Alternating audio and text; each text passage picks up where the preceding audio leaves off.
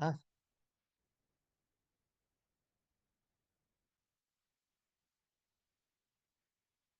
okay. No problem.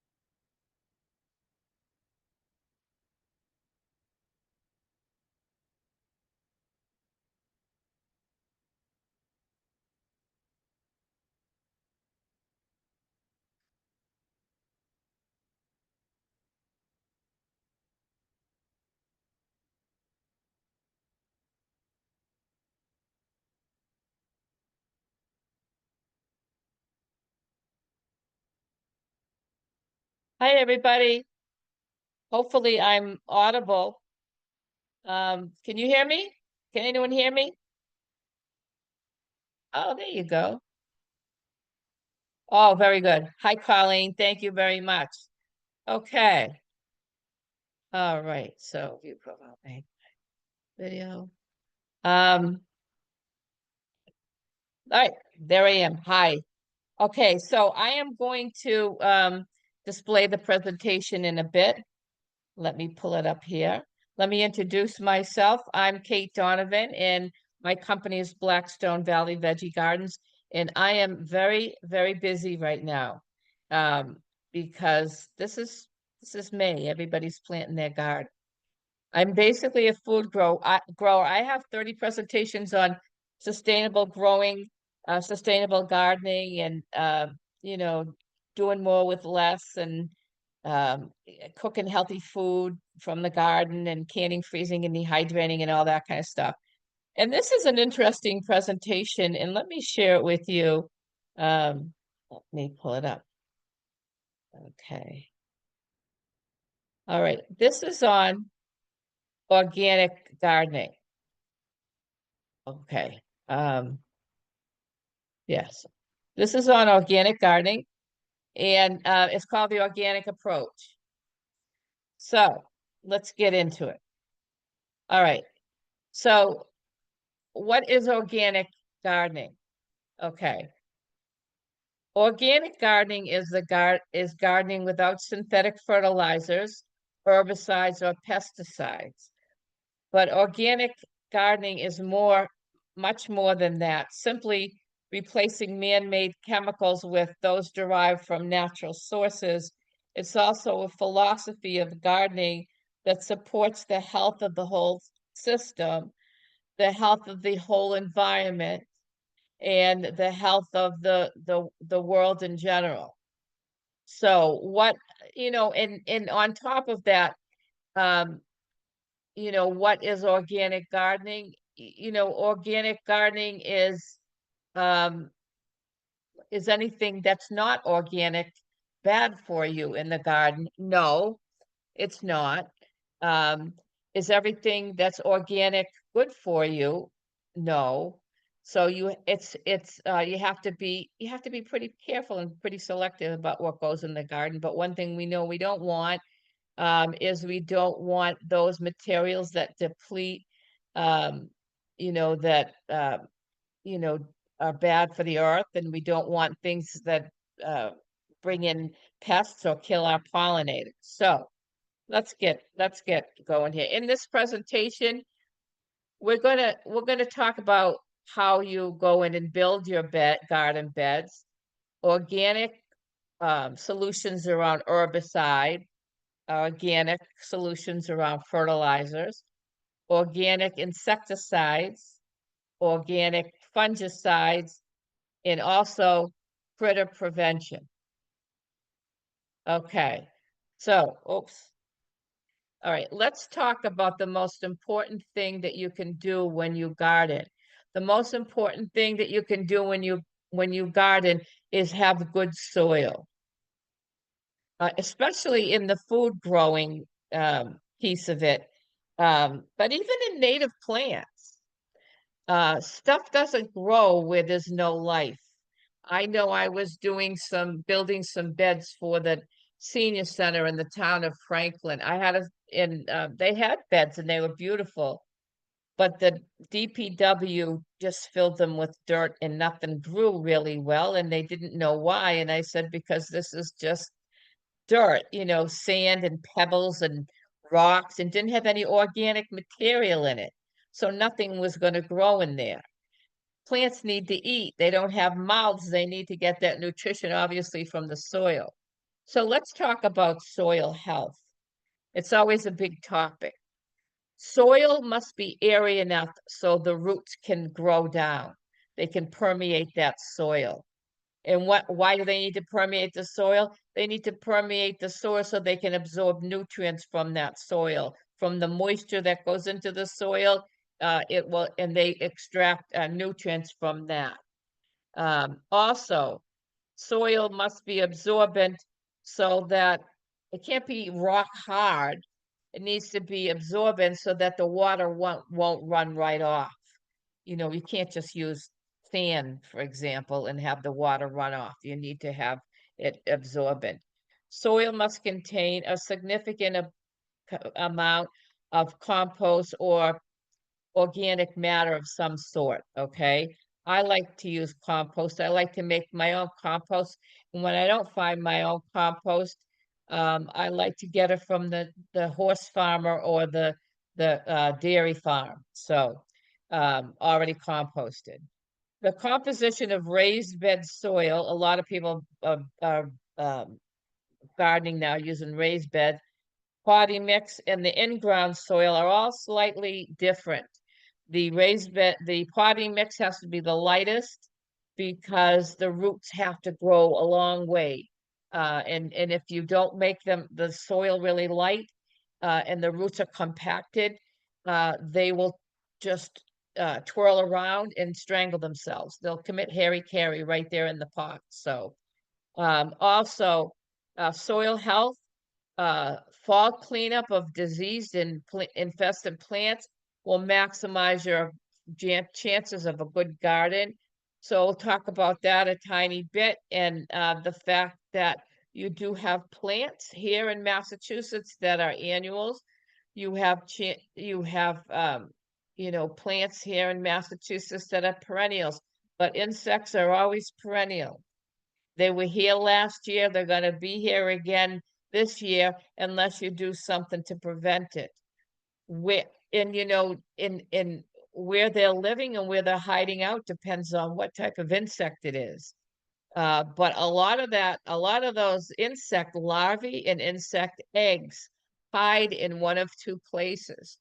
They hide in the soil, and they hide in the debris. If you haven't cleaned up your old plants.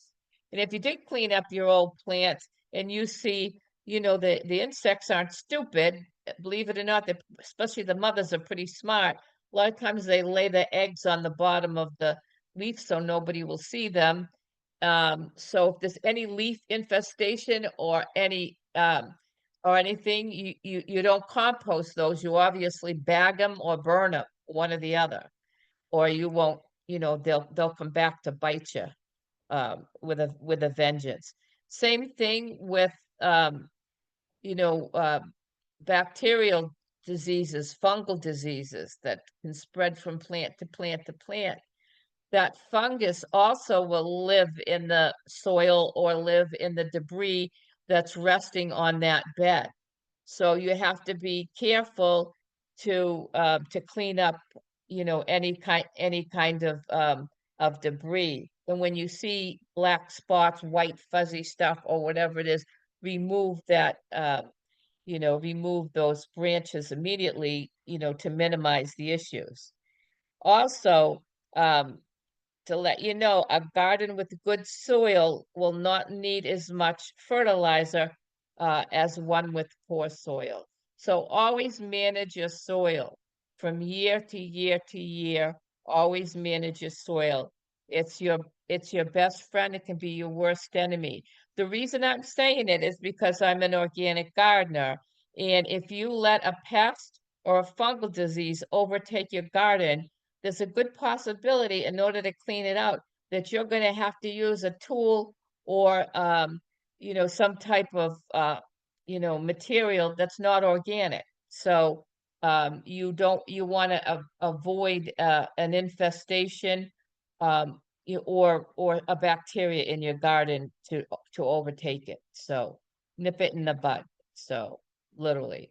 So let's talk about compost. How do you make the soil?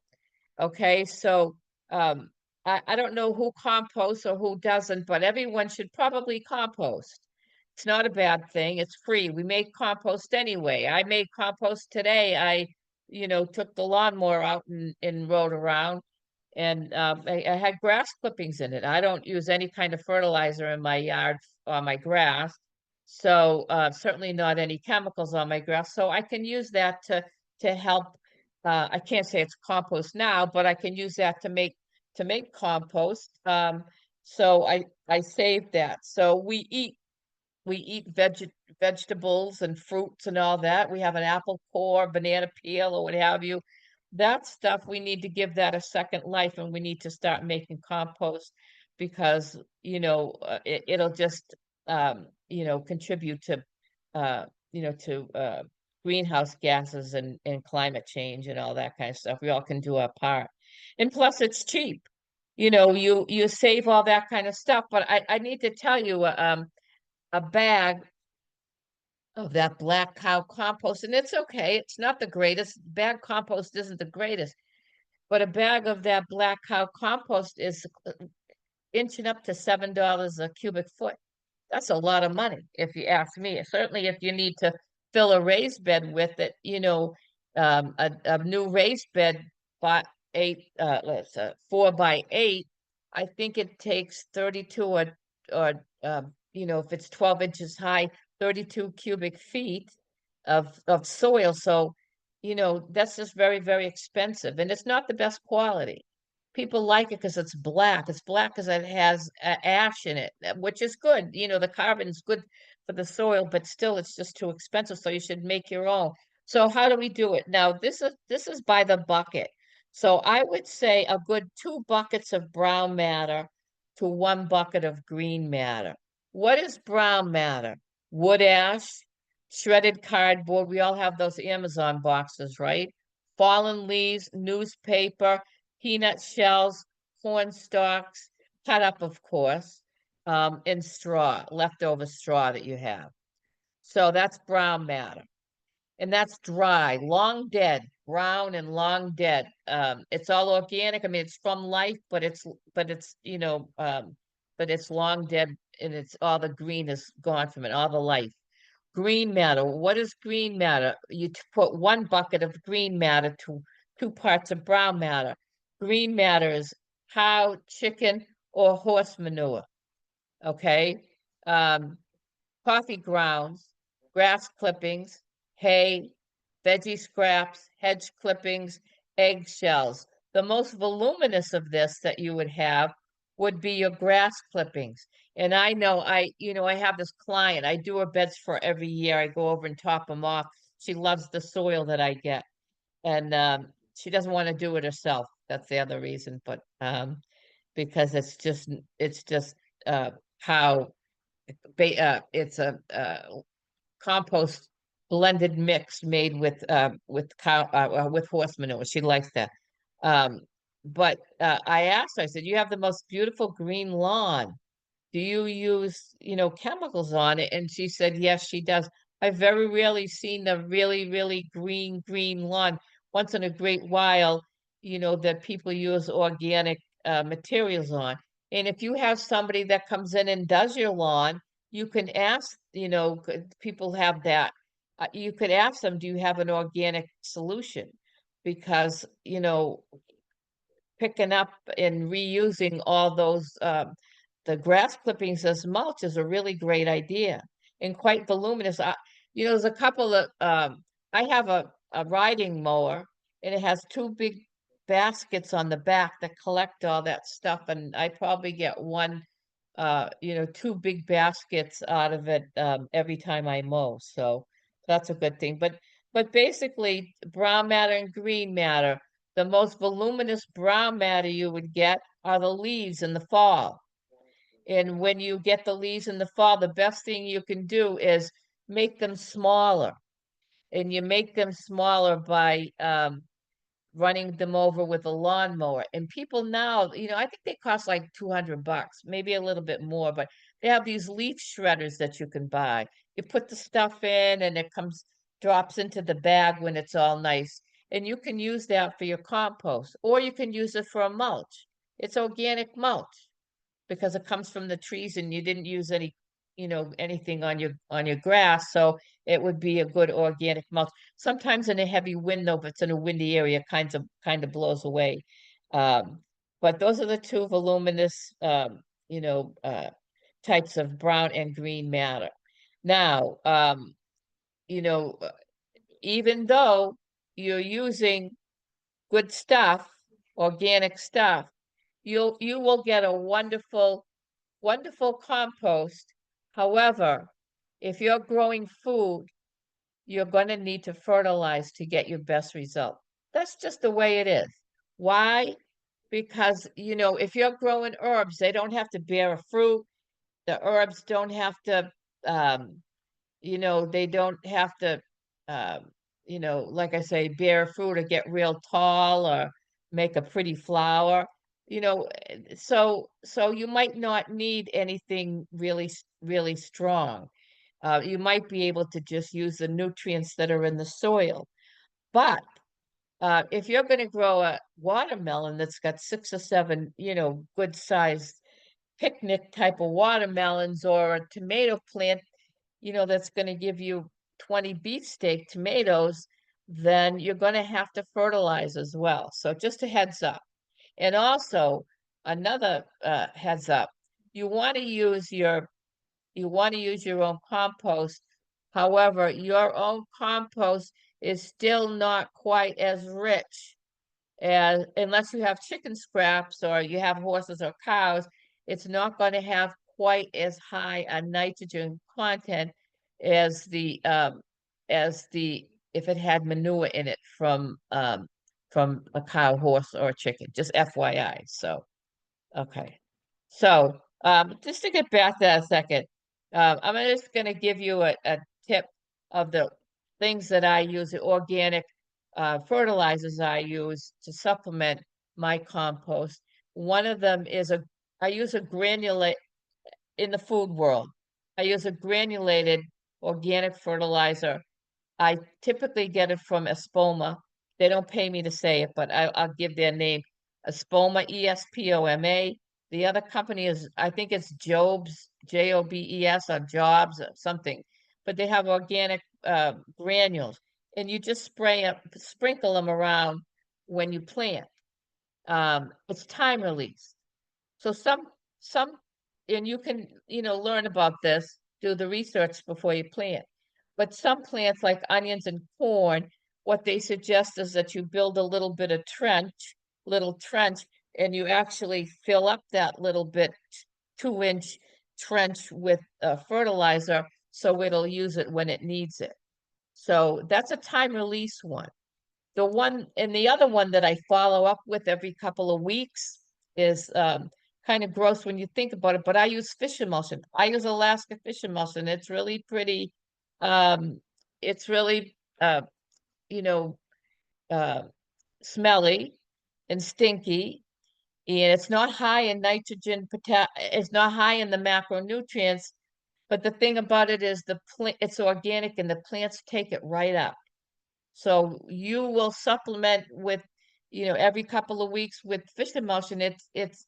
You put a little bit, like 2 tablespoons in a gallon of water, and you can put it, using your watering can, or you can put it in the bottom of the hose. They have those things screw on the bottom of the hose, and you can spray your whole garden with it if you want. But a day later, you'll see the plants green up. When you see the leaves get green, that's nitrogen taken off.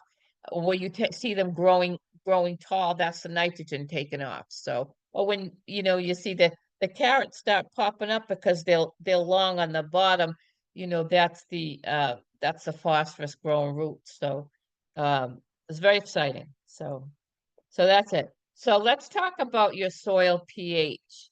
I don't want to befuddle anyone. It sounds kind of confusing, but sometimes the pH of the soil matters in some ways. You should have your pH tested every 2 to 3 years. I have some links for you, and I'll send you this presentation so that you can follow up with those links of how to do your soil testing for free. But an average pH for your garden, vegetable garden, is typically 6.5 to 7. And 7 is base. 7 is completely neutral. So a little bit less than neutral. A little bit on the acidic side is great for soil. Um, and and some need a little bit more and some need a little bit less. But I want to tell you, if you have good soil, and I mean nice, fluffy, airy soil, and and you amend your beds with compost every year, you might not need to mess with the pH. But the reason I'm telling you is it's a point here. So you have some acidic loving crops that we have here in Massachusetts, right? Blackberries, blueberries, cranberries, uh, parsley, peanut, potato, and sweet potato. Really, potato will grow in anything, but the lower the pH, the more apt it is to repel the pests, because they're horrible when it comes to pests. And then, so this is the number of the pH that it likes. On the blackberries, it's 5 to 6. Blueberries like a real acidic, 4.5 to 5, right? The alkaline crops that you have would be artichoke, arugula, broccoli, pak choi, that's like a bok choy, and rhubarb. So the reason I'm saying this is because if you have if you have a bed and you are planting you want your blueberry bushes in the bed, and then you want to plant some artichokes. Obviously, blueberries are perennial. Artichokes, I mean, yeah, rhubarb, say rhubarb. Rhubarb's a perennial plant. If you grow them together, one of them isn't going to do well, right? Because the blackberries like it between 5 and 6. The rhubarb likes it between 6.5 and 7. So just beware of your pairings when you plant. Now, these acidic crops, typically the berries, the fertilizer that you get specifically for berries will acidify your soil somewhat. But be aware also that here in New England, our soil is acidic. It's very acidic due to pollution and acid rain. It's been like that since I've been around, which is 100 years. So, but the soil we have here, our native soil, is very acidic. And anytime you leave something in the soil for years and years without amending the pH, it will go back to somewhat acidic. So it's not a bad idea to have your soil tested just to make sure you're on target with the crops that you have. So, and I want to tell you this, when you have your soil tested, they'll tell you the same. I want you to know that if you do make amends to your soil, um, it's and you're growing food, it's not going to take effect that season. So it's going to take until the next season before it makes any changes to your soil. I want you to know that because people that grow food don't want to wait till next year. The best way to amend your soil in that year, instantly is to give it some good organic matter, meaning compost. So um, to raise your pH, you may use some garden lime. Um, to raise your pH, you may use a little bit of hardwood ash from your fire pit. To lower it, you use compost is pretty neutral, but it's a little bit on the acidic side. It's a cure-all.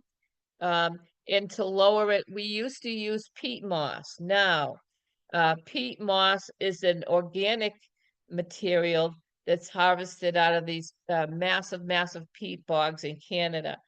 However, they don't grow back. So it contributes to a lot of greenhouse gases. So people are steering away from using peat moss, not because it's not good, but because it's not good to the environment. So instead of peat moss, it's used because it's a nice spongy material that you can use and it absorbs a lot of water. And so people are using coir, COIR, in order to do the same. However, uh, the pH of the cocoa core is dead neutral. It's not acidic like the peat moss was. So it's a little bit different. So if you do need to use it, compost and peat moss to lower limestone and wood ash, and you're not going to see a change until next year. Also, be careful and read the instructions about amending the soil with these limestone or a hardwood ash. So now let me tell you how to test your soil if you want to. Number one, these kits you can get at Home Depot. You can get them probably at Walmart. Everything's on Amazon, right? They're really fun little chemistry kits, chemistry sets. And you take a little bit of your soil and you make a slurry with water and you put a teaspoon in one of these test tubes and then you put a little pill in there and you shake it up and you let it set and then you hold it up next to this little color swatch and see what color it is, and then you can determine where they are on the scale of macronutrients and pH. So the macronutrients are NPK. Those are the three letters that any kind of fertilizer you pick up have a number dash a number dash a number on it. That's NPK, nitrogen, phosphorus, and potassium. I don't know why potassium's K, but I suppose it has something to do with the periodic table of elements or what have you. And then there's the pH that we discussed. Also, the soil temp and the pH, you can actually get a little probe, as you see over here. And this probe, they probably cost 25 bucks. It's kind of a neat little thing. I did some testing. I'm finishing, got to do my volunteer work to get my final certificate from my master gardener. And that's what we do. We test the soil, and it's a cool little thing. It'll tell you the pH. It also tell you the soil temperature if you want to know different seeds and like different seeds germinate at different soil temperatures. I don't use that. I'm familiar with it enough where I'll just touch the soil and see if it's warm enough. Also, right here, this is the UMass Extension Service. We do have every state has an extension service that performs basic help, regarding your garden, your food growing, your animal growing, chicken keeping, etc. So this is the link, and I'll send you this presentation for free soil testing through UMass Extension. So feel free to use that if you don't want to play with I hear their results are more accurate than the results from the little kit. Um, but you do whatever you like. I thought it was a lot of fun to actually play around with the kit.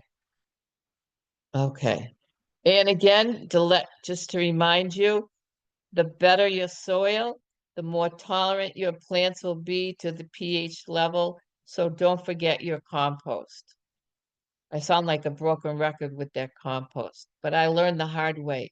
I learn everything the hard way, it seems. So let's talk about fertilizers. And I explained this to you that there are three numbers on the fertilizer, most of them. The first number is N, which is nitrogen. The second number is the P, which is phosphorus, and the third number is K, which is the potassium.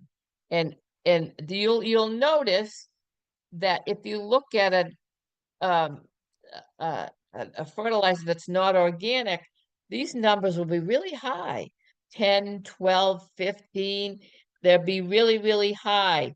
And the organic ones are lower because the organic materials are taken up more readily by these plants because they're organic.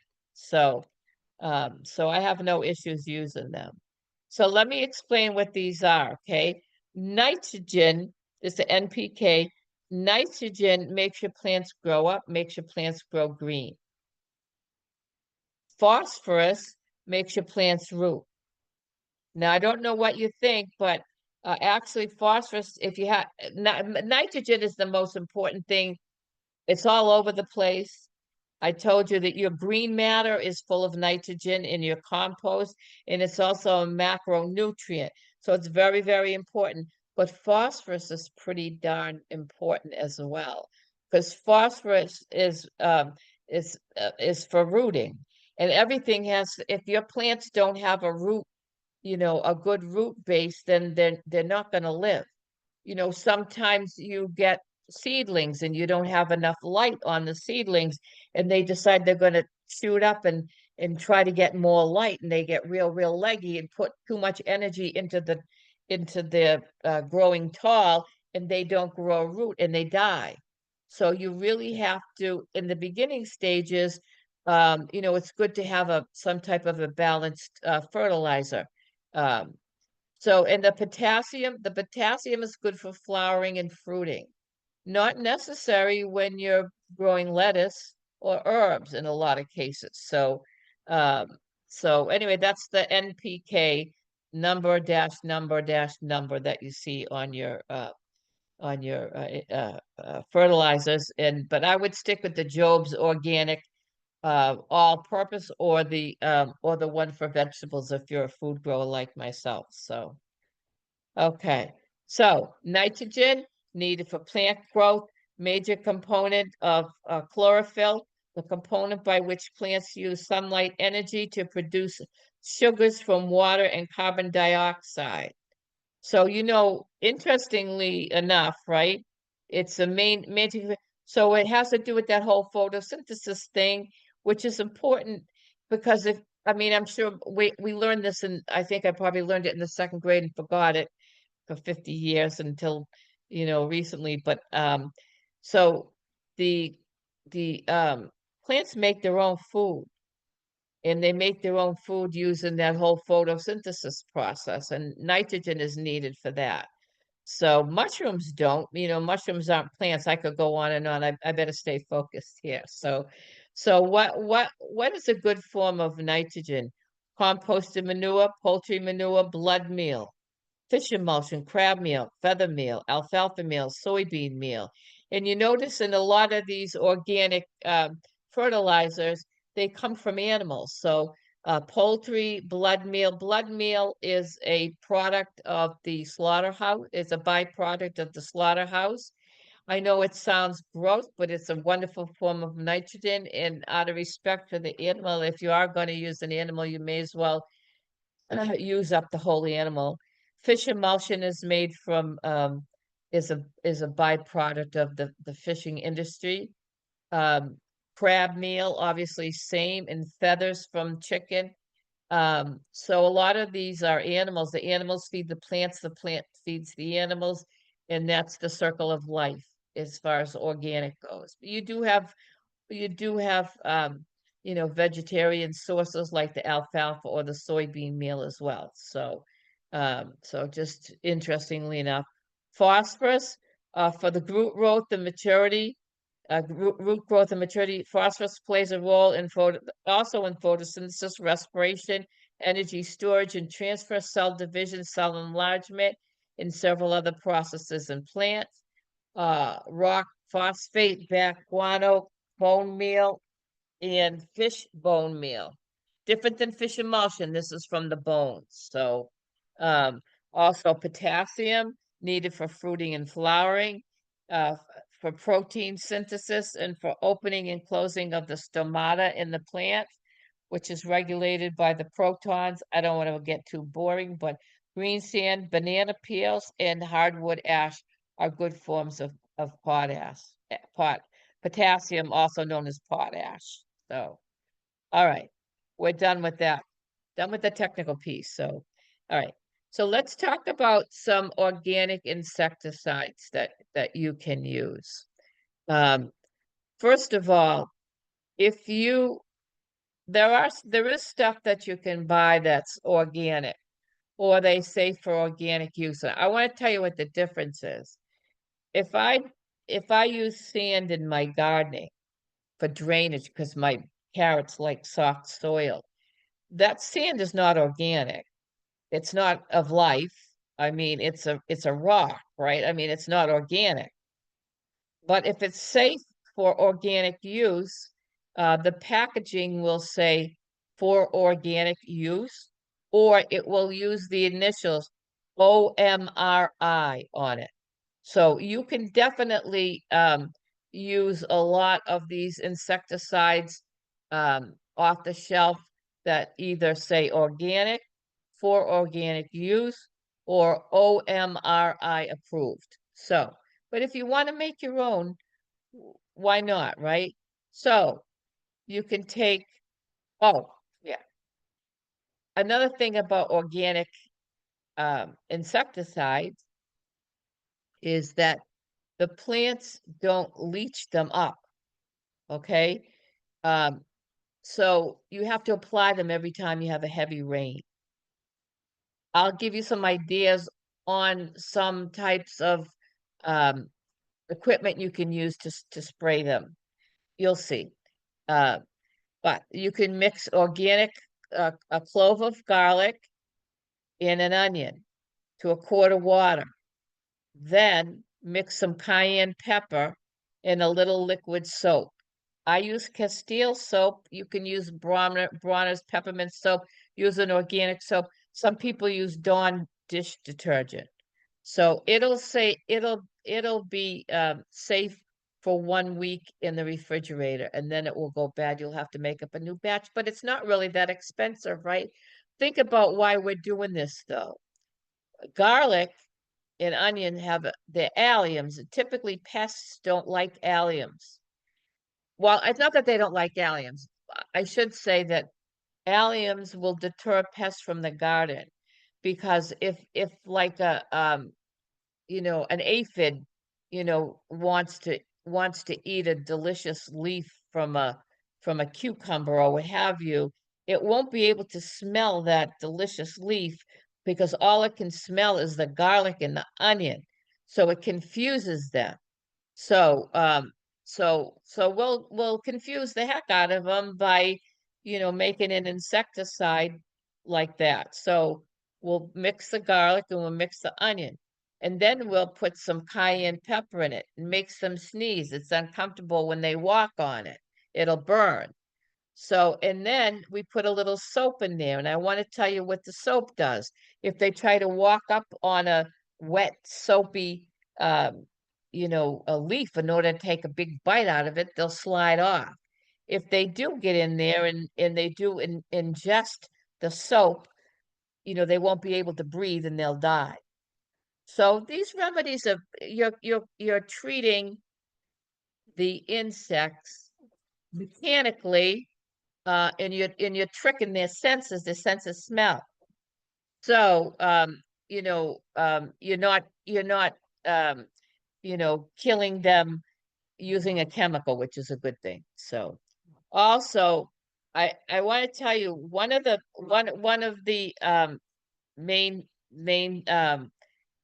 insecticides that we typically use in organic gardening is neem oil.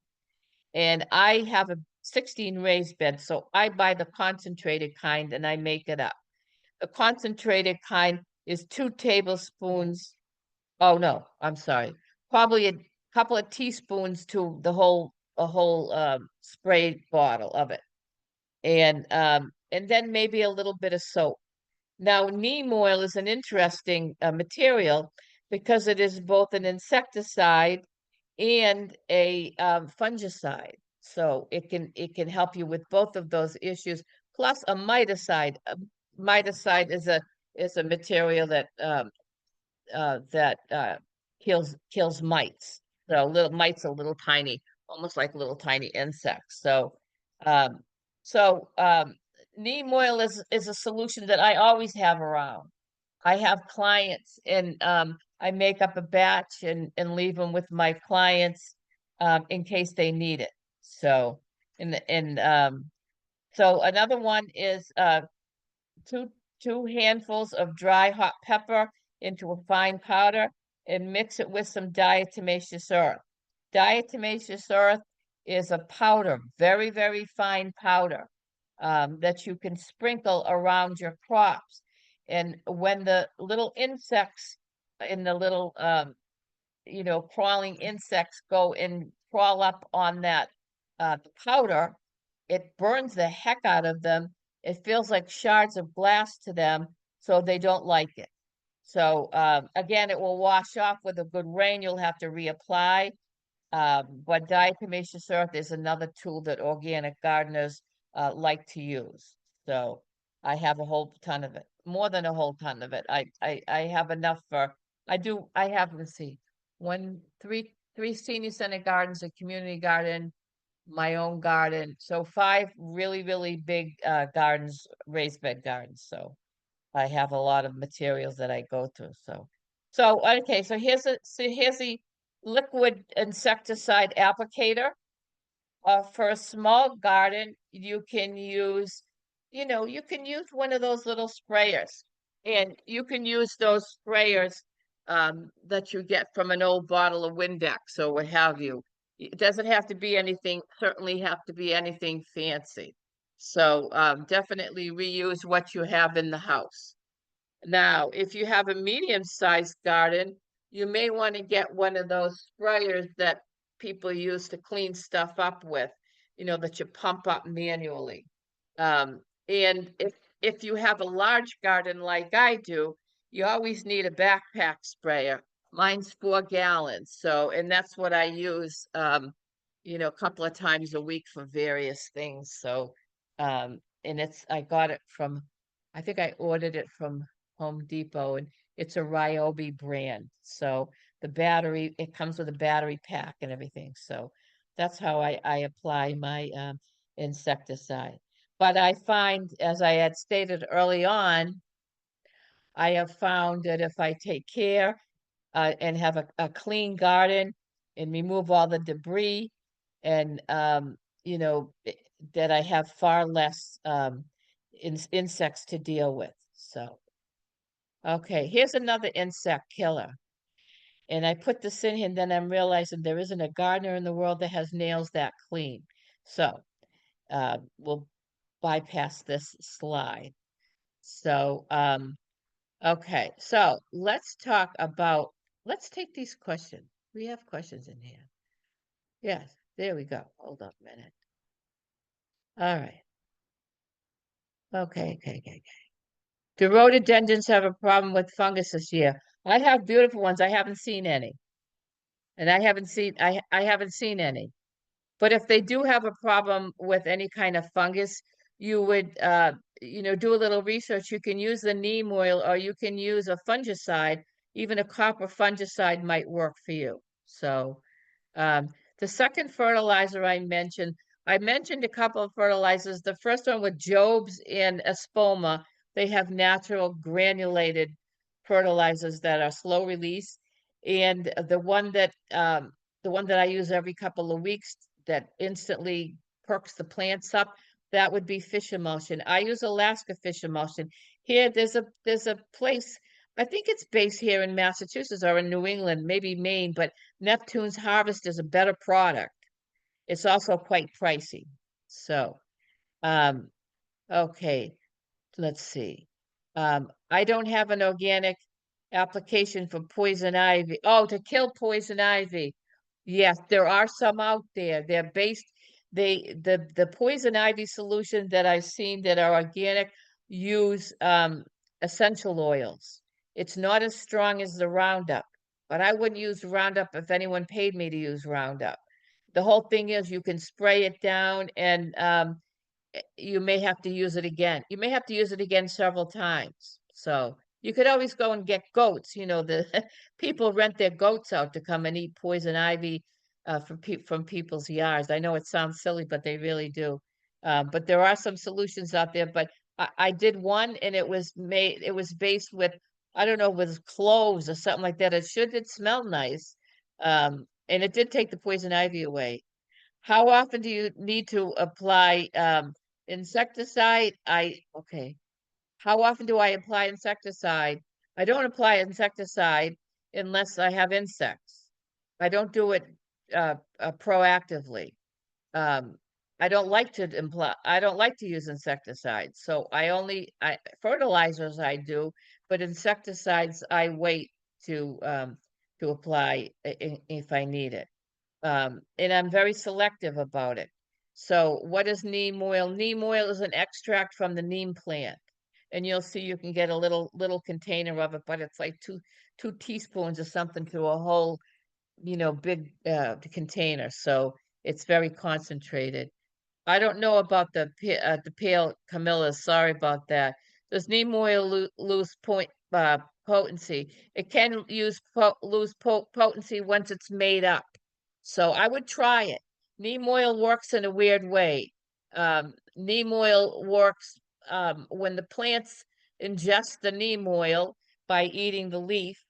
Their brains die and they forget to eat, and not instant. It takes a couple of days for them to die, and you have to actually chomp on a leaf in order to get sick from it, which is why it's safe for pollinators. But you would know not to spray the best time to spray uh, these solutions anyway is at night when the flowers are closed. Even neem oil can be toxic to pollinators, even though, everything can. This is why I don't like to use them. But you have to be selective. I actually had a solution. I had these dang beetles. I couldn't seem to get rid of it. I forget, either it was on wasn't the cabbage moth, maybe a potatoes or something. Potatoes, maybe it was a Colorado potato beetle. And I found a bacteria, um, an insecticide that was just for Colorado potato beetles and beetles that was similar to that. So you have to when you use broad-based insecticides, you have to be careful, as I say, not to spray them on uh, not to spray them on the flowers. Okay. Yes, neem oil loses potency once it's mixed up.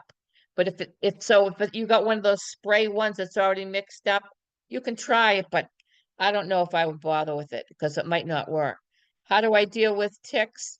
People use a DEET. I don't know how good that stuff works. It's probably chemical.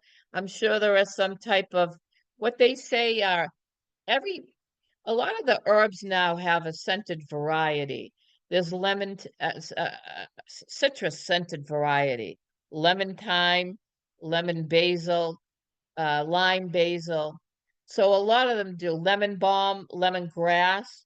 A lot of these contain that citronella, and supposedly they will repel the pests from the deck or what have you. Then again, I heard that they don't, and you have to actually take the leaf and rub it on your body. So I'm not really sure.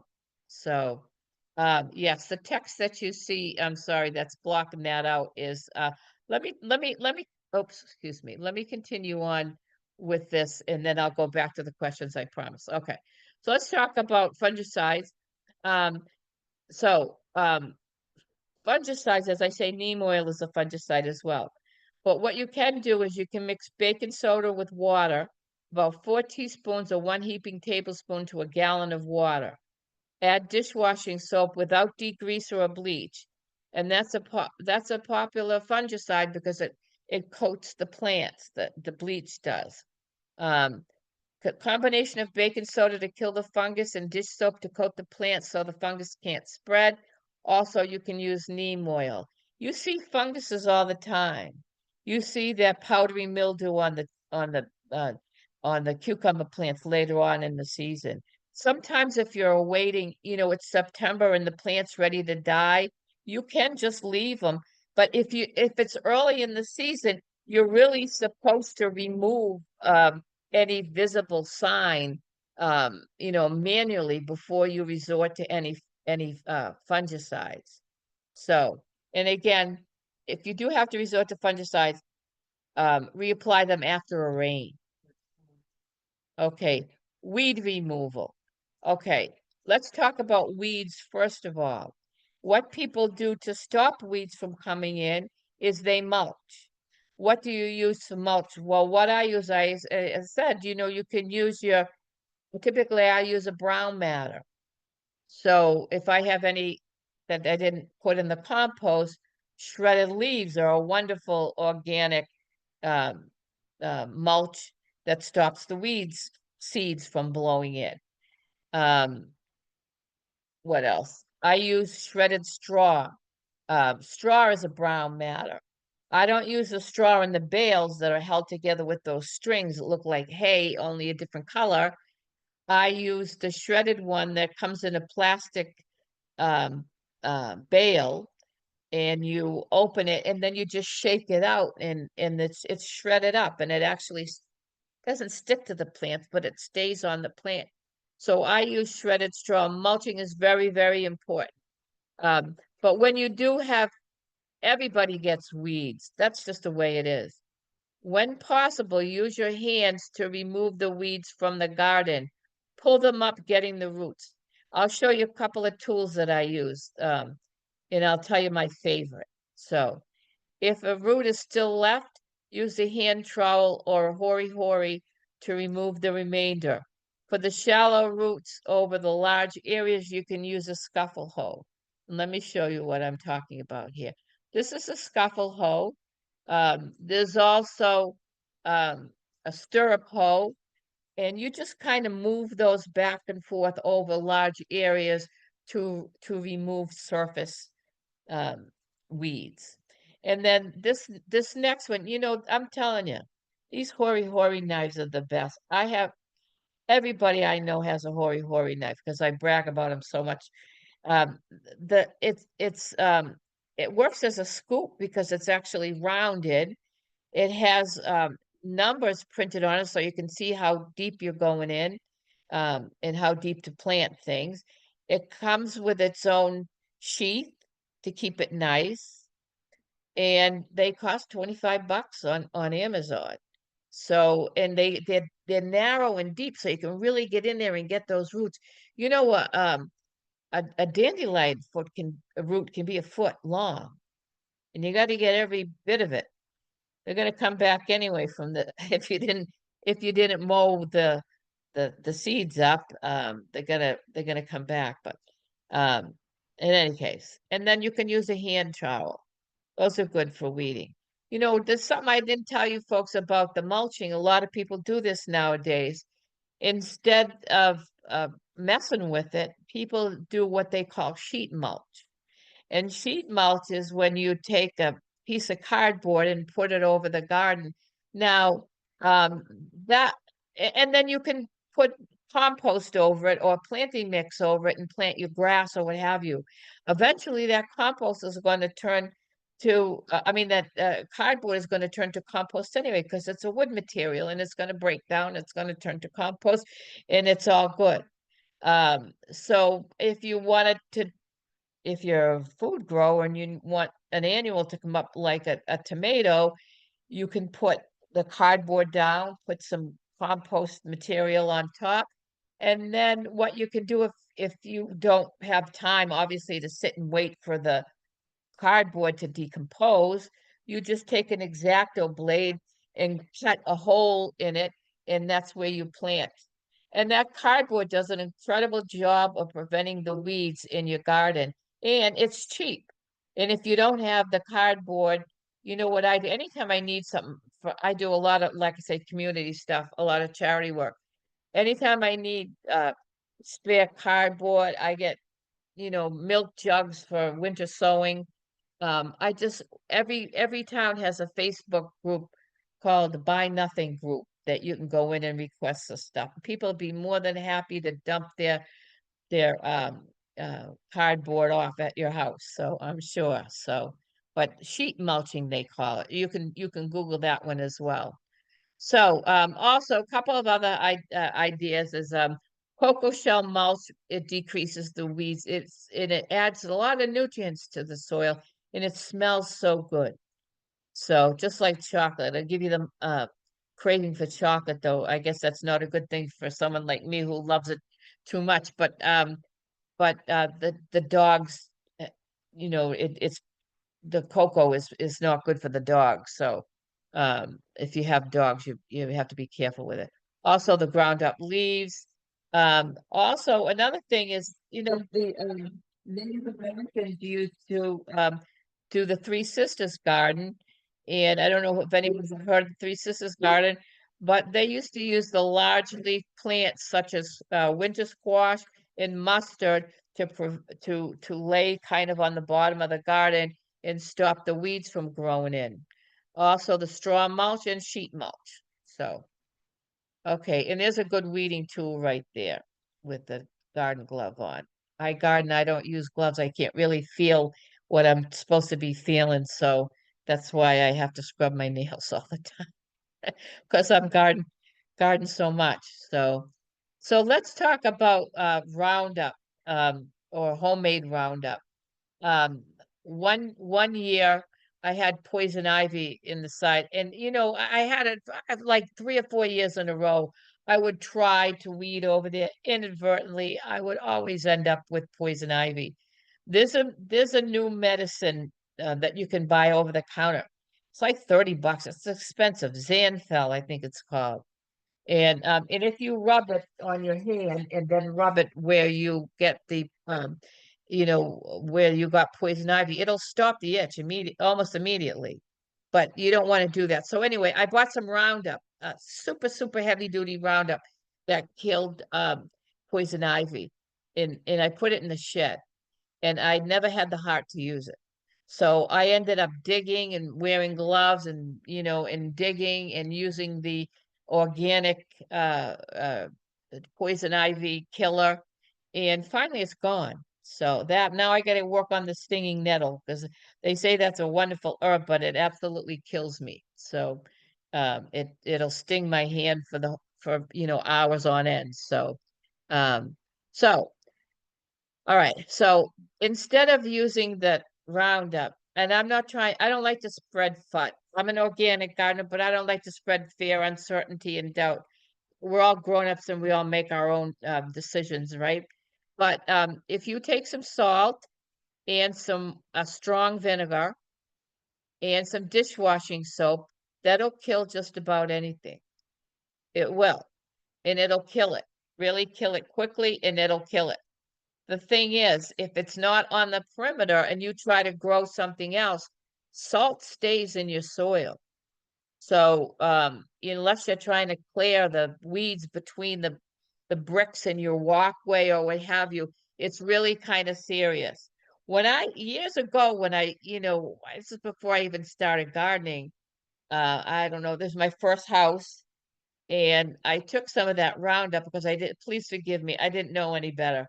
And I killed the dandelions one by one. I just went out and squirted them and killed those dandelions. And it was like 3 years before I thought the grass would grow back in over. It was like 3 years before anything grew there. So, all right. So the homemade Roundup, homemade herbicide. What can we use? There are several herbicide products on the market. Weed Farm, that's 20% acidic acid. Um, uh, Seaside, which is citric acid. I don't know whether it's from an orange or a grapefruit or what have you. Green match is from citric. Lime and then must be some from some kind of citric. Matritex, I think that's the one I used at one point, and that has a clove oil. Boy, it sure does smell good, like a pumpkin pie. Weed Zap is clove oil and cinnamon oil, and Green Match is lemongrass oil. So if you want to try, if you have a whole bunch of weeds and you want to attack them this way, um, you can have some fun. So, okay, so let's talk about critters. Okay. The best way to prevent critters depends on the critter. So the best way to prevent a critter, I think, is a fence. And how big the fence is depends on the critter. If you have a deer, you need a 6-foot fence. Even then, a scared deer can jump over a 6-foot fence, but it needs a little bit of way to back up and do it. If you have a groundhog, you need to bury that fence at least a foot into the ground.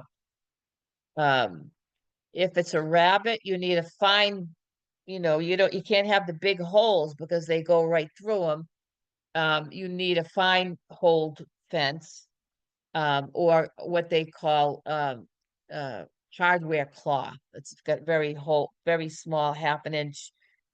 You need to use that. It needs to be at least 2.5 feet high. So it depends on what you have for critters. I have here as I say, I have 14 raised beds. So I have a 6-foot stockade fence that I have that cost me a lot of money, but for me it was worth it. So, but a fence is the best way to prevent critters from coming in. So one of my neighbors, um, a tree fell, and it broke my fence, and I didn't realize it was behind the shed, and I actually saw the my corn. It was peeled, still standing, the stalks, but it was peeled like a banana. And I went out there the next day, and 6 of them were peeled like a banana and eaten. And the next day, it was all gutted, the whole place. And that's hallmark of a raccoon. But I fixed that fence, and I don't have any issue with it. A fence, physical barrier is the best way to keep your critters away. Let's talk about some other ways, okay? Carnivore urine, they do sell fox urine, coyote urine. Um, and if you have I have a 170-pound dog. She's the only one tonight that's actually been quiet. But the dogs walk around the garden and do their business and all that keeps the pests out, the critters out as well, especially the ones that are plagued by the carnivores, like the rats and the mice and the rabbits. So you can get a motion activated sprinkler, you can get wind chimes, whirligigs, you can do the good old fashioned scarecrow. And I've seen people have a good luck with solar powered vibrating stakes that you stick them right in the garden, and every couple of minutes they emit a vibration that's felt underneath. So the voles and the groundhogs, it kind of freaks them out, so they don't bother. So um, you can do that. And here are some OMRI, Organic Materials Review Institute products that you can use if you don't want to make your own. There's a fungicide, mildew cure, eco oil, black gold. That's a compost that's organic. Fish bone meal. We talked about fish emulsion being an overall fertilizer immediately taken up, and the fish bone meal is good for uh, phosphorus and good for rooting. And then this is the one that I give my plants every 2 weeks down here. That's the fish fertilizer, 511. Mostly nitrogen. Nitrogen is almost like a verb. It gets used up a lot in the process. So, but that's basically the one I use. because the plants love it. Okay, I have some questions here. Let me just take them. Let me open it up. Oops. Okay. All right. Oh, a green sand. I think it's a mineral that's used for. I think I think it's used for uh the potassium. But it is a mineral. You can buy it in the bag. It's kind of expensive, but um so if you have baby bunnies, you need a half or a quarter of an inch max holes in your wire fencing. Michelle, the rabbits, the baby bunnies do get in. In rats as well. We had a rodent problem because of a vacant house across the street, and a rat can go through an extremely small space, rats and mice. So definitely. We sometimes get chipmunks tunneling in our fence in the garden, chipmunks as well. Definitely, and they're small. Um, okay, so let's see if I have anything else. Pine needles, Diane, pine needles. Pine needles, supposedly, people think that they're acidic, so but they don't really break down quickly. So by the time they're broken down, it's really kind of neutral. So you can use them in compost, but just don't expect it to bring your pH down if it's high. It won't. A lot of people try to use it for that, but it's not good for that. So the poison ivy remedy name, I cannot remember that. I cannot remember, but I know they have it on Amazon. And you can just put it in, and I know it's made with essential oils. So, um, yeah, okay. Let's see. All right. Oh, Michelle has a hori knife. Oh, they're the best. I have at least two, in case I misplace one in the garden. So, yeah. Okay, I think that's it. Let's see here. Do I have anything here? Oh, I have three Q&As. Okay. Okay. How do I deal with ticks while gardening? Ticks, I, you know what? I don't know if there is a way to deal with ticks while gardening, except to wear long sleeves and the like, and have somebody check them. Really, I don't think there is a way to deal with it. If there is, I don't know it, unfortunately. So how long does it take to make manure well rotted? You don't want to use manure that smells like manure, because this there could be pathogens in there. I mean, it's dirty. There could be E. coli in there. So well-rotted manure, it takes 6 to 12 months for manure to become compost, usable compost in the garden. And that's when it's done in your own, the size that you could deal with in your own house with your own, uh, your own compost bins. Um, how do you have any tips to keep the voles out of the garden? Um, those are the same ones, motion activated stakes. You'll see them out there. Just put it in Google like that, motion activated stakes. Um, and you can find wire mesh on the bottom of the fenced in garden, but a fence is always the best way to do it. So yeah. Um, yeah, those are tough, not tough questions, but the tough situations, especially one with the ticks, because I think just about every dog around has Lyme disease, or the stray we just picked up a couple of years ago had two different kinds of tick-borne illness. So yeah, that's a tough one. So okay. Yes, permethrin for ticks. Yes. Excuse me, Pymetethrin for ticks. And that is a derivative of the chrysanthemum, if I'm not mistaken. So, yeah. Any other questions, folks? Okay. I'm looking in two places, chat in the Q&A. Okay, so let me just pull this back for a second, and I'll show you this. This is my email, and this is my website, which will also bring you to a contact us form. If you would like this presentation, and if you'd like to know where I'm going to be going, I do a lot of Zoom presentations, and plus I'm in person. I do a lot of kids, do a lot of workshops and demos as well. So there's my website and my email if you want to take those down, and I hope to see you around soon. So, all right, everybody, happy gardening. Thank you very much. Bye bye.